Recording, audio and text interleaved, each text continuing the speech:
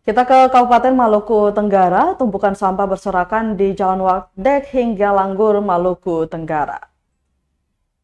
Tumpukan sampah berserakan di beberapa titik Jalan Wadek hingga kawasan Langgur, Kabupaten Maluku Tenggara atau Malra.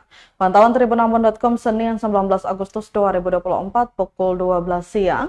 Tumpukan sampah terlihat mulai dari kawasan depan Taman Wadek juga di samping kantor Disperindak hingga kawasan Langgur.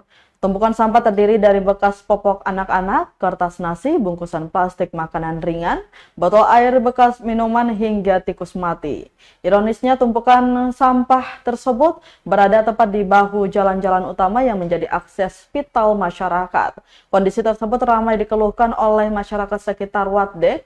Rizky 28 tahun, salah satu pemilik kios galon mengatakan, mobil sampah sering terlambat mengangkut. Rizky mengatakan sejak subuh, mobil sampah tidak kelihatan dan petugas kebersihan juga tak nampak bertugas pada hari ini. Dikatakan di awal pekan seharusnya dinas terkait berkoordinasi agar tumpukan sampah jangan sampai menggunung hingga siang hari. Ini akses jalan utama menuju Kota Tual. Sementara Kepala Dinas Lingkungan Hidup Malra, Cornelis Retop, yang dihubungi melalui pesan singkat WhatsApp belum menanggapi Tribuners.